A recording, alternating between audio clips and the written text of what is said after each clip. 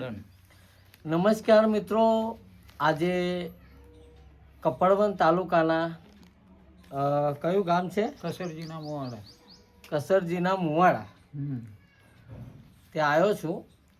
એક દાદા જોડે જે બનાવ બન્યો છે, આ વિડીયો બનાવવાનું માધ્યમ એક જ છે કે ભાઈ આ દાદા જે રીતે છેતરાયા છે, આ દાદાને આટલી ઉંમરે જે તકલીફ છે એ આવનારા સમયમાં તમે જમીન વેચો છો તો શું કાળજી રાખવી, શું કરવું, શું ના કરવું, કઈ જગ્યાએ આપણે ફસાઈશું, કઈ જગ્યાએ નહીં ફસાઈએ.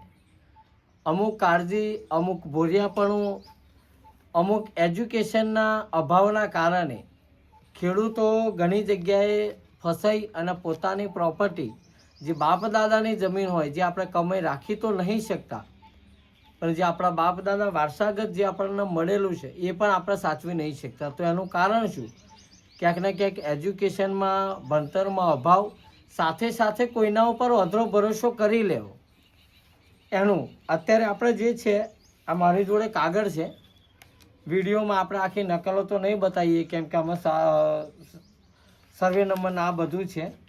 આ કાકા જોડે લગભગ બેઠો 2-2.5 કલાક થઈ ગયા, બધી માહિતી જાણી, બધી પૂરી કહાની જાણ્યા પછી આ કાકા જોડે ચીટિંગ કઈ રીતે કરવામાં આવી છે, પહેલાં તો કાકાનું નામ પૂછીએ. કાકા, આપણું નામ? જુજારભાઈ પુંજાભાઈ. જુજારભાઈ પુંજાભાઈ. એવું ને? શું થયું છે આપણા જોડે? આ છેતરપિંડી કરીને જમીને લોકો લખાઈ ગયા. જમીનો લખાઈ ગયા. મિત્રો, આપણો વિડીયો શોર્ટમાં બનાવવાનો છે એટલે હું જ માહિતી આપી દઉં કે કઈ રીતનું શું બન્યું છે. તો આ દાદાની જમીન છે કપડવંત ઓબલિયારા પંચાયતમાં. તો આ દાદાની જે જમીન છે એમાં 6 નંબર છે, સર્વે નંબર 5 સર્વે નંબર છે. 5 સર્વે નંબરમાં અલગ અલગ 30 ગુંઠા, 27 ગુંઠા આવી રીતે કરીને કંઈક 7-8 વીઘા જેવી જમીન છે. એમાં 4 વીઘાનું એક અલગ છે, બીજા અલગ અલગ છે. બનાવ કઈ રીતે બન્યો છે, દાદાના છેતરાયા કઈ રીતે, એ ના ઘરના રહ્યા ને ના ઘાટના રહ્યા. આ હું એટલા માટે બોલું છું કે ઘરના ને ઘાટના, એટલે આ જમીન હાલ રેકોર્ડ ઉપર જોવા જઈએ તો દાદાના નામે છે. જમીનના માલિક દાદા છે, પણ એ જમીન એ નથી વેચી શકતા. નાની મોટી જરૂર પડે જો લોન લેવી હોય તો લોન પણ ના થઈ શકે, વેચી પણ ના શકે.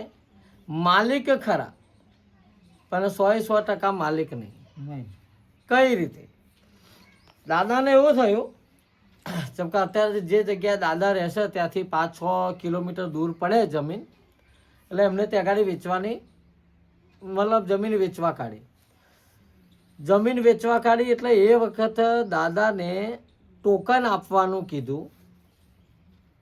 અલગ અલગ સર્વે નંબર પર અલગ અલગ તારીખો, અલગ અલગ વર્ષ મેન્શન કરી એમને ટોકન આપવાનું કીધું કે ભાઈ આટલું ટોકન. તો દાદાને પહેલાં ટોકનમાં મળે છે 10,000 રૂપિયા અને રજિસ્ટર ટોકનમાં લખાય છે 7 લાખ રૂપિયા. બરોબર છે. બીજા સર્વે નંબરની અંદર મળે છે 3 લાખ રૂપિયા અને લખાય છે 10 લાખ રૂપિયા. એ 3 લાખમાંથી પાછા 1.5 લાખ દલાલો પાછા લઈને ગયા કમિશન માટે કરે. એટલે લખાઈ ગયા અહીંયા દસ્તાવેજમાં 10 લાખ અને મળ્યા 1.5 લાખ. બીજો સર્વે નંબર છે, એમાં મળ્યા લાખ રૂપિયા અને લખ્યા 9 લાખ રૂપિયા. અને બીજો એક સર્વે નંબર છે, એમાં મળ્યા 20,000 રૂપિયા અને લખ્યા 14 લાખ રૂપિયા. હવે આ જે ટોકન છે અલગ અલગ સર્વે નંબરના, એની ટોટલ ઇન્કમ 40 લાખ રૂપિયા થાય છે.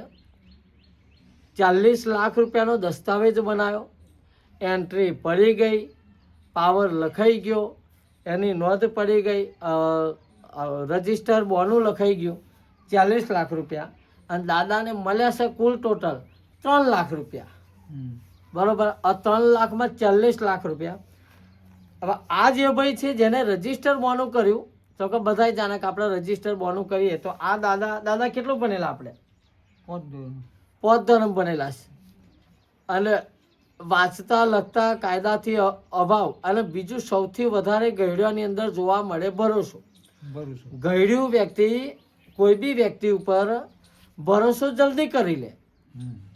અને ક્યાંક ના ક્યાંક એ જ ભરોસાનું પરિણામ લોકો આપણી જોડે આપે છે. આ દાદાએ ભરોસો કર્યો, કહ્યું જ્યાં બોલ્યા ત્યાં સહી કરી, હમ. સહી કરીને આપ્યા 10 લાખના, લખ્યા 11, આપ્યા 10,000, લખ્યા 10 લાખ, 11 લાખ, 14 લાખ. હવે આ દસ્તાવેજમાં ટોટલ આપેલી રકમ 40 લાખ રૂપિયા છે એવું સાબિત થાય છે. હમ. પણ દાદાને મળ્યા ટોટલ 3 લાખ રૂપિયા. હવે તમે આ ઘરની કન્ડિશન જુઓ, જે દાદા જોડે આ ઉપર જુઓ, આ દિવાલો છે ને એની ઉપર સાદા પતરા મારે છે, બરોબર. આ મકાનનું પ્લાસ્ટર બાકી છે. આ મકાન ક્યારે બનાવ્યું? ગયા વર્ષ. મકાનનું પ્લાસ્ટર બાકી છે, પ્લાસ્ટર થયું નહીં, ધાબુ ભરાયું નહીં. હવે જે વ્યક્તિ જોડે જો ખરેખર 40 લાખ રૂપિયા હોય તો પરિસ્થિતિ આવી હોય ખરી? ના હોય. ના હોય. આમાં થયું શું? રમત એ રીતે રમ્યા છે કે આમાં લોકો ખાલી એમનો રજીસ્ટર જ કર્યો, ટોકન જ કર્યો, બીજું કંઈ કર્યું નહીં. નથી. જમીન રાખવી નથી, ખાલી ટોકન કરી લીધા. હવે આ દાદા બીજી જગ્યાએ જમીન વેચવા જાય છે તો પેલા લોકો આધાર અરજી નાખે છે, પેલા લોકોનું સર્ચ રિપોર્ટમાં નામ આવે છે, પેલા લોકોનું રજીસ્ટર, એટલે સર્ચ રિપોર્ટ કરાવે, એમનું નામ ઊભું થાય. તો હવે દાદાની જગ્યા વેચાતી નથી.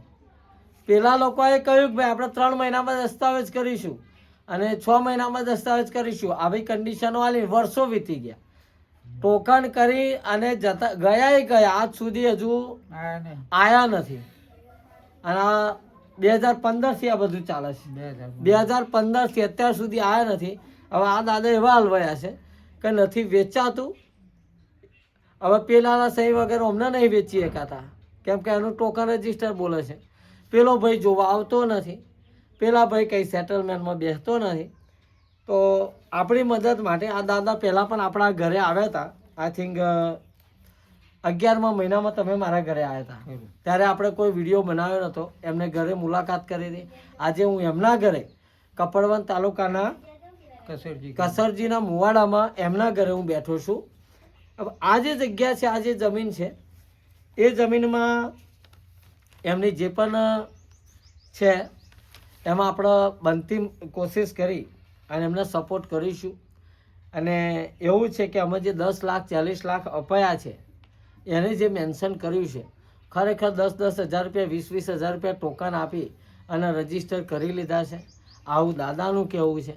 તો આપણે આગળના બધા કાગળો લઈ જઈએ છીએ, એને સર્ચ રિપોર્ટો કરાવીશું, એન્ટરીઓ કરાવીશું અને આ જમીનમાં દાદાને આપણે શું મદદ કરી શકીએ એ મદદ આપણે અવશ્ય કરીશું.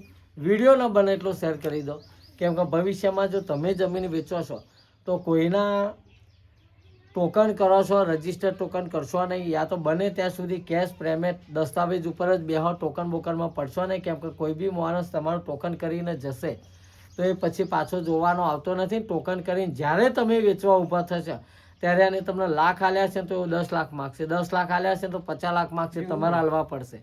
કેમ કે આપણે પછી આપણી જમીનના માલિક રહીશું નહીં અને એના વગર આપણે વેચાશે નહીં. તો જમીન વેચતી વેરાએ આ બધું ખાસ મુદ્દાનું ધ્યાન રાખજો. કોઈના પર અધરો ભરોસો કરવો નહીં. તમારા આજુબાજુના ભણેલો ગણેલો વ્યક્તિને સાથે લઈ જાઓ. 5,000 રૂપિયા એના ભાડું ચા નાસ્તો કરાવવો પડે તો કરાવો, પણ લાલચમાં આવી યા તો ભોરિયાપણામાં આવી યા તો આપણે એકલા છે કોઈના ઉપર ભરોસો ના રાખવો. બને ત્યાં સુધી આપણા પરિવાર, આપણા છોકરા હોય, આપણા ભાઈ હોય, સાથે લઈ જાઓ અને એનો જે ભણેલો ગણેલો હોય, તમારા ગામનો સરપંચ હોય, એને સાથે લઈ જાઓ જે તમને મદદ કરી શકે. બાકી કોઈના ઉપર ભરોસો રાખો, અધરો ભરોસો નહીં રાખતા.